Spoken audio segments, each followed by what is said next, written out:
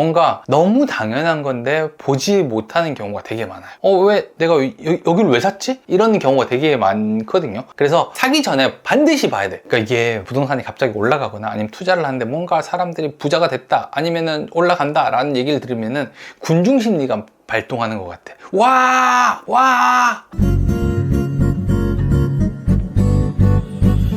네, 안녕하세요. 버스농입니다. 자, 이번에는 두 번째 주제 한번 얘기해 볼까요? 최근에 뭐가 많이 들어오냐면은 매매에 대한 내용들이 되게 많이 나오는데 지역별로 문의가 되게 많이 들어오. 그러니까 토지거래 허가 구역을 해제한 다음에 여기가 되게 문의가 많아졌는데 갑자기 이게 흐름을 타더니 금리가 떨어지고 집값이 상승할 것 같다라는 생각 때문에 요즘에 마포라든지 주변 지역들까지 약간 상담들이 되게 많아지거든요. 그래서 준비한 주제입니다. 아파트 잘 사는 법. 요거에 대해서 좀 얘기를 해볼게요. 첫 번째 단계가 뭘까? 좋은 매물 판단법. 좋은 매물을 판단하는 법. 이렇게 얘기하면 되게 좋을 것 같아요. 인터넷으로 일단 우리가 매물을 보는데 사람들이 제일 어려워하는 게 뭐냐면은 이게 맞는 금액인가? 이게 괜찮은 금액인가? 실거래가를 보니까 너무 많이 올랐는데 이게 괜찮나? 이런 혼란들이 되게 많이 오거든요. 그러니까 실거래가를 봤는데 예전에 샀던 금액이랑 지금 금액을 보면은 그리고 몇 달 되지 않았는데 막 확 차이가 나면은 혼란스럽거든요. 이게 전에는 10억이었는데 갑자기 12억이 되는 게 맞아? 이게 실거래가 보면 더 헷갈린단 말이에요. 근데 이렇게 생각하면은 집을 살 수가 없어요. 왜? 전보다 비싸졌으니까 이건 이상한 거래 금액이야. 이렇게 생각하거든요. 그러니까 과거 금액을 본다라고 생각을 하게 되면은 어려워요. 집을 사는 게. 그래서 좋은 매물을 판단할 때는 그 실거래가 같은 경우는 다른 단지와 비교를 하는 거라 생각하면 됩니다. 다른 단지가 얼마에 팔렸고 지금 우리 단지가 이 정도에 팔렸었어. 근데 인터넷에 나온 매물을 보니까 지금 가격도 이 정도가 차이 나고 그때 가격도 이 정도가 차이 났구나. 이런 식으로 비교를 해주면은 좋은 매물을 좀 쉽게 판단할 수 있습니다. 그러니까 왜 실거래가 보고 뭔가 사게 되면은 과거에 얽매여 있는 기준이다 보니까 이게 되게 어려워진단 말이에요. 그래서 좋은 매물을 판단할 때는 이런 식으로 좀 보면은 도움이 될 거다라고 하는 거죠. 두 번째는 뭐냐면은 부동산 심리전이라고 표현을 해야 되나?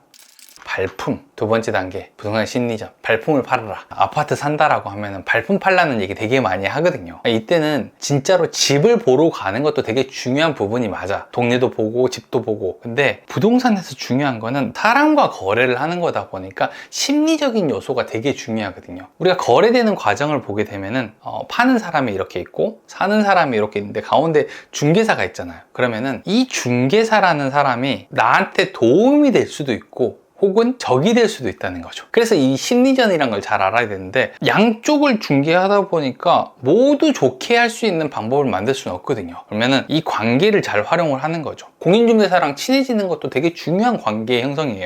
왜냐면은 여기서 나랑 편을 먹는 사람이 한 명이라도 늘어난다면은 훨씬 좋은 조건, 훨씬 유리하게 계약을 할 가능성이 되게 높거든요. 지금 같은 시기만 해도 그래요. 살려고 하는 사람들이 되게 많은 지역에 매물이 하나 나왔어. 그럼 이 살려고 하는 사람 중에 누구에게 계좌번호가 갈까? 이걸 결정하는 게 집주인일까 중개사일까? 중개사가 이 사람들이 좀 더 안전하게 잘 계약할 것 같아요, 쿨하게 할 것 같아요, 이런 식의 얘기를 해주거든요.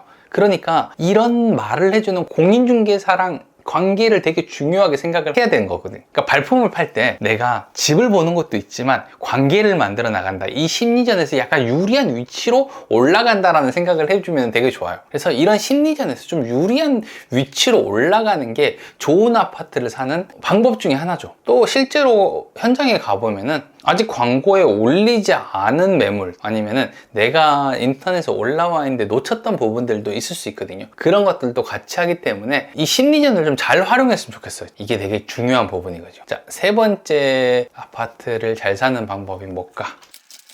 저평가 단지 찾기. 요건데 이건 저한테 이제 사람들이 많이 물어보는 거란 말이에요. 여기가 제가 볼 땐 저평가된 것 같은데 맞을까요? 옆 단지까지 올랐으니까 낙수 효과 때문에 이 단지가 이제 올라갈 차례 아닌가요? 이런 거 많이 물어보거든요. 근데 시장에서는 사실 저평가라는 거는 없어요. 그러니까 그 시기에 맞는 가격으로 거래를 하는 거죠.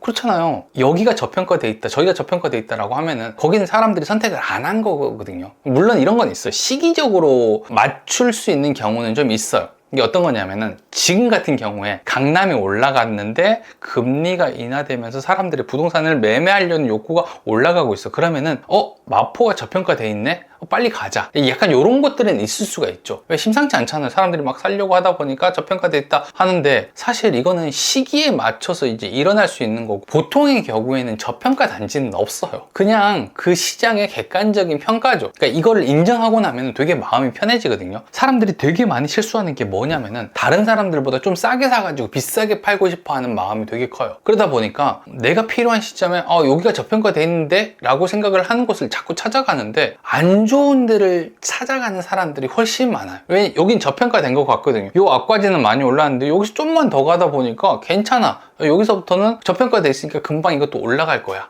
이런 것들이 있는데 사람들이 판단을 하는 기준들이 좀 있잖아요. 출퇴근을 하는데 내가 차로 30분까지는 괜찮았어. 근데 45분이 되면 너무 힘들어져. 요 선은 안 넘어가. 근데 나는 요 뒤쪽에 있는 단지가 저평가돼 있다라고 생각을 하고 매매를 하는 거죠. 그러니까 이 저평가라는 말에 매몰되면 안 돼. 이렇게 생각하다 보면 어떤 일이 생기냐면은 평소에 나였다면 절대로 사지 않았을 만한 집을 사는 경우가 되게 많거든요. 왜? 저평가 단지를 사야지 나중에 올라가니까. 보통은 저평가된 단지들은 계속 저평가됩니다. 그래서 그 시점에 맞춰가지고 좀 판단을 해야 되는 거지 이 저평가라는 말에 매몰되지 않아야 돼요. 이게 되게 중요해. 그리고 사실 바닥에서 사가지고 꼭지에 팔 수 있는 사람들 별로 없어요. 투자라는 게 시장을 역행하는 사람 많지 않아요. 이게 되게 심리적으로 어렵거든요. 싸게 사서 비싸게 판다. 이게 너무 간단한 논리지만 어렵잖아요.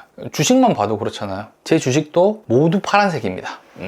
네 번째 단계는 적당한 금액을 결정하는 단계죠. 아파트를 잘 살 때는 이 적당한 금액도 되게 중요해요. 집값이 되게 중요하잖아요. 내가 가지고 있는 금액들이 다 다르다 보니까 얼마가 적당할까, 얼마가 좋을까 이런 것들을 결정하는 게 되게 어렵단 말이에요. 근데 가지고 있는 금액도 중요하고 내가 얼마를 버는지 그리고 얼마를 지금 저축하고 있는지 이런 것들도 되게 중요하기 때문에 조금 신중하게 고민을 할 필요는 있는 것 같아요. 그러니까 대출을 해야 된다, 안 해야 된다 이런 뜻이 아니라 대출을 이용하는 거는 맞아. 근데 너무 많이 이용하면 위험할 수 있다라고 하는 거죠. 집을 사가지고 편안하게 살려고 그리고 이 집이 나중에 좀 시세 차익을 얻으면서 나의 행복한 삶을 얻으려고 하는 건데 제일 갈 수 있는 상위층에 있는 집을 가려고 하다 보면은 내 생활이 너무 팍팍해지는 거야. 내가 한 달에 뭐 한 500만 원을 버는데 생활비 빼고 한 300만 원이 난다 쳐봐요. 근데 280만 원 이자로 나가. 이런 사람들은 되게 삶이 되게 팍팍하겠죠. 무서울 거예요. 시장에 조금의 흔들림이 있더라도 나는 무너질 수 있는 거고 0.25% 올랐어요. 금리가. 근데 나는 매달 마이너스가 나는 거야. 이런 일들이 생각보다 많이 있거든요. 그래서 어떤 기준으로 많이 보냐면은 내가 이자를 갚을 수 있다 하더라도 집값의 50% 정도 내가 갖고 있는 게 제일 좋아요. 조금 더 갔다 하더라도 60% 정도까지는 괜찮습니다. 그거보다 적다. 근데 적은데 내가 이 집이 꼭 사고 싶다라면은 전세를 끼고 사는 방법이라든지 아니면 같은 단지 내에서 좀 작은 평수 이런 것들로 바꾸는 방법을 생각을 해야 돼요. 아니면 조금 더 저렴한 지역으로 한번 샀다가 이렇게 건너뛰는 방법을 선택을 해야 되는 거지 뭔가 되게 무리해가지고 가장 좋은 거 지금 현재 살 수 있는 가장 좋은 선택을 한다는 거 어쩌면 내가 더 힘들어질 수도 있다는 것들을 알아야 되는 거죠. 그러니까 샀는데 집값이 예상대로 쭉쭉쭉 올라가 주면은 그나마 괜찮아요. 견딜만 해. 이거 팔고 나면은 보상이 있지. 이런 것들이 좀 되는데 멈춰 있다든지 아니면은 오히려 좀 빠지는 거래들이 나오잖아요. 그러면은 이게 되게 힘들거든요.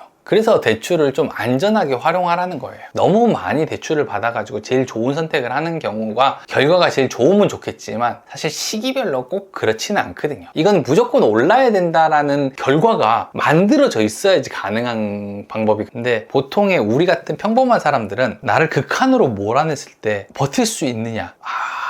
쉽지 않거든요.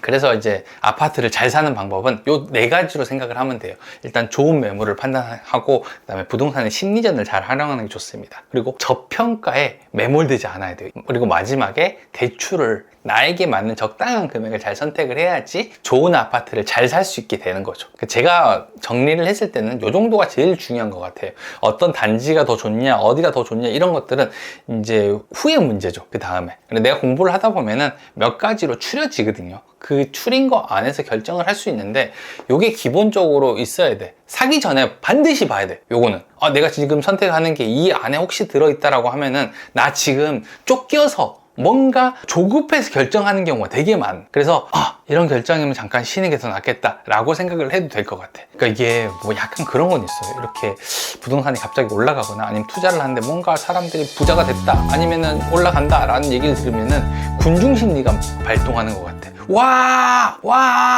하면서 왔다 갔다 이렇게 옮겨 다니는 그런 심리들도 있고, 뭔가 너무 당연한 건데 보지 못하는 경우가 되게 많아요. 왜 내가 여기를 왜 샀지? 이거 왜 샀지? 이런 경우가 되게 많거든요. 그래서 약간 나를 흥분을 좀 가라앉힐 필요가 있어요. 내가 흥분된 상태일 경우가 되게 많거든요.